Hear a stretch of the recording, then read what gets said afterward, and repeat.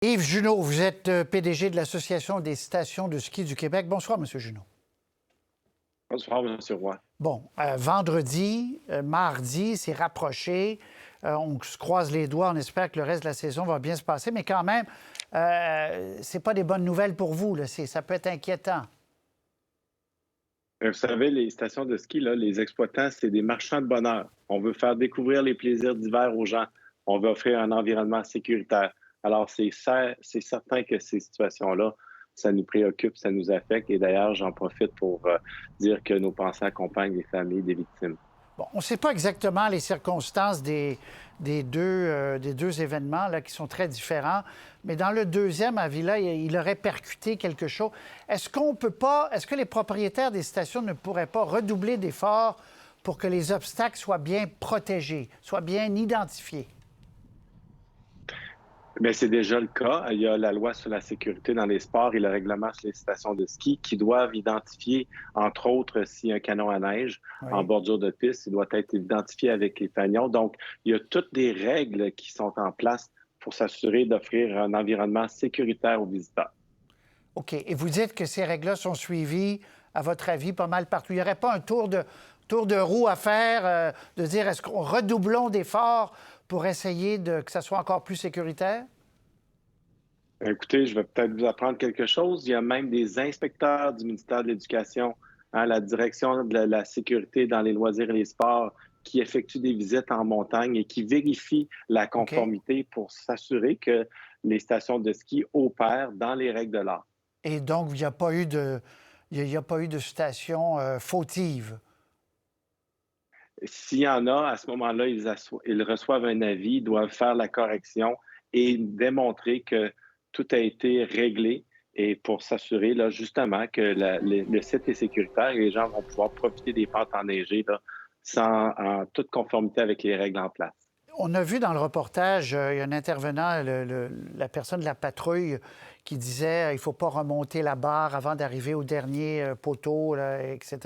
Est-ce que ça, il n'y a pas une façon de mieux inculquer, de rappeler aux skieurs qui parfois peuvent être imprudents, parce qu'il y a une responsabilité personnelle, bien sûr, de dire il faut faire attention?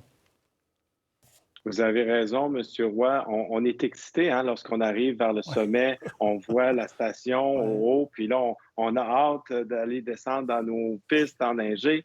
Alors, évidemment, souvent, les gens relèvent la barre trop tôt. Il peut y avoir un arrêt brusque. On pourrait même être éjecté de la remontée. Donc, ça, c'est des choses qu'on doit rappeler aux gens. Puis c'est l'emphase d'ailleurs de notre campagne de sensibilisation cette année. On a ajouté les composantes sur l'utilisation des remontées mécaniques, les embarquements, les débarquements, l'utilisation de la barrière de sécurité. Il y a quand même plusieurs notions à connaître, puis c'est bon de les rappeler. Puis entre autres, on le fait aussi auprès des parents qui ont des enfants dans les leçons de ski parce qu'il faut s'assurer que nos enfants, avant qu'on les envoie en montagne, qu'ils comprennent que c'est un environnement quand même qui a des risques et on doit rester prudent. Bon, je veux quand même souligner qu'il y a eu des progrès énormes là, depuis quand moi j'étais jeune. D'abord, il n'y avait pas de casque. Les gens qui avaient un casque, on les regardait comme si c'était totalement bizarre. Donc, il y a eu des progrès. Est-ce que c'est pas le trafic qui fait comme on est, c'est dangereux? On veut éviter quelqu'un, puis là, oups, perte de contrôle et l'accident arrive. Parce que là, on parle des morts, puis heureusement, ça n'arrive pas souvent, mais il y a quand même des blessés, là. Oui, vous savez, il y a au-dessus de 6,6 millions de visites l'hiver dernier au Québec. C'est beaucoup de gens. Puis dimanche passé, bien, avec la bordée de neige qu'on a reçue au week-end, les stations de ski étaient à pleine capacité.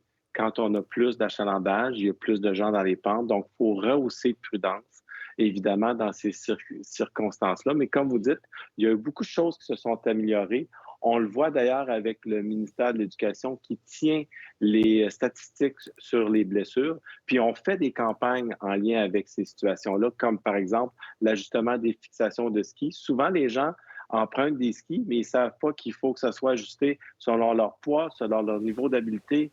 Et si le ski est mal ajusté, il ne pourra pas se déclencher. Donc, ça va causer des blessures aux genoux. Et c'est le genre d'action qu'on fait. D'ailleurs, on lance notre campagne avec nos visites en station ce week-end.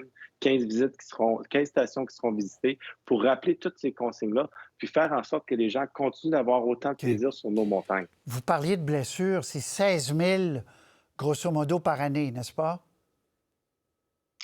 Oui, dans les statistiques qu'on nous rapporte, mais vous savez, on a l'obligation réglementaire de rapporter tout type de blessure.